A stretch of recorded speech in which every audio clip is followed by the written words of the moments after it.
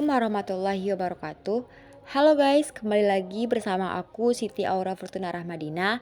Kali ini aku akan membahas tentang sistematika karya tulis ilmiah secara komprehensif, yaitu tentang buku. Selamat menyaksikan, Cikidot. Yang pertama adalah pengertian buku. Pengertian buku adalah kumpulan lembaran yang terbuat dari kertas, kulit, atau bahan lainnya yang disatukan dengan cara dijilid dan berisi tulisan, gambar, atau kombinasi keduanya. Buku berfungsi sebagai sarana penyampaian informasi, pengetahuan, atau cerita dan dapat mencakup berbagai genre seperti fiksi, non-fiksi, ilmiah, sejarah, dan pendidikan. Yang kedua yaitu manfaat buku dalam karya tulis ilmiah. Yang pertama, sumber referensi. Buku menyediakan informasi yang dapat diandalkan dari terperinci tentang berbagai topik. Yang kedua, peningkatan pemahaman. Buku dapat membantu penulis dan pembaca memahami konsep-konsep kompleks dengan lebih baik. Yang ketiga, panduan metodologi. Banyak buku ilmiah membahas metode penelitian dan teknik analisis yang dapat digunakan dalam penelitian. Yang keempat, presensi teori. Buku seringkali mencakup tinjauan di literatur dan teori-teori dasar yang menjadi landasan untuk penelitian. Yang kelima, penulisan yang terstruktur. Buku ilmiah biasanya ditulis dengan format yang jelas dan terstruktur. Yang keenam yaitu pencarian literatur. Buku dapat membantu dalam menemukan literatur terkait yang mungkin tidak ditemukan di sumber lain, seperti artikel jurnal atau situs web. Yang ketujuh yaitu pengembangan ide. Buku sering memberikan perspektif yang berbeda tentang suatu topik yang dapat membantu penulis mengembangkan ide-ide baru atau sudut pandang yang inovatif dalam karya tulis mereka. Dan yang terakhir adalah resensi sitasi. Dalam penulisan ilmiah, menyebutkan buku sebagai referensi memberikan bobot lebih pada argumen yang dibuat. Yang ketiga yaitu fungsi dalam karya tulis ilmiah. Yang pertama, sumber pengetahuan. Buku menyediakan informasi mendalam tentang teori, konsep, dan temuan yang relevan dengan topik penelitian. Yang kedua, referensi. Buku berfungsi sebagai sumber referensi yang dapat diacu untuk mendukung argumen dan klaim dalam karya tulis. Yang ketiga, panduan metodologi. Membahas berbagai metode penelitian, teknik analisis, dan pendekatan dalam bidang tertentu. Yang keempat, tinjauan literatur. Menyediakan tinjauan literatur yang komprehensif tentang suatu topik yang sangat berguna untuk memahami perkembangan terbaru dan isu-isu yang ada dalam bidang studi tertentu. Yang kelima, pengembangan argumentasi. Dengan memahami teori dan penelitian yang ada dalam buku, penulis dapat membangun argumen yang lebih kuat dan koheren dalam karya tulis ilmiah. Yang keempat yaitu jenis buku. Yang pertama, buku teks.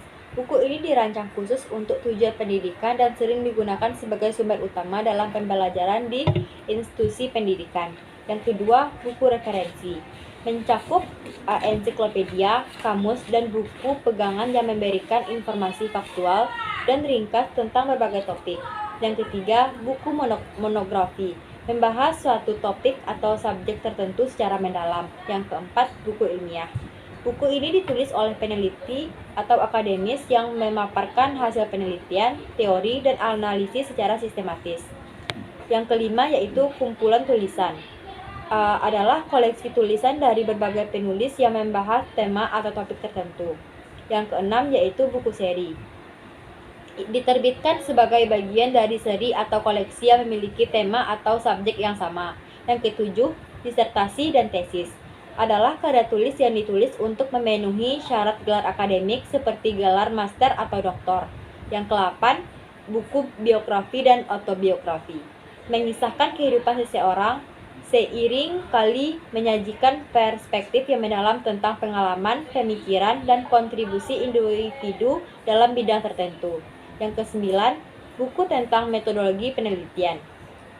Berfokus pada metode penelitian dan teknik analisis yang dapat digunakan dalam penelitian ilmiah.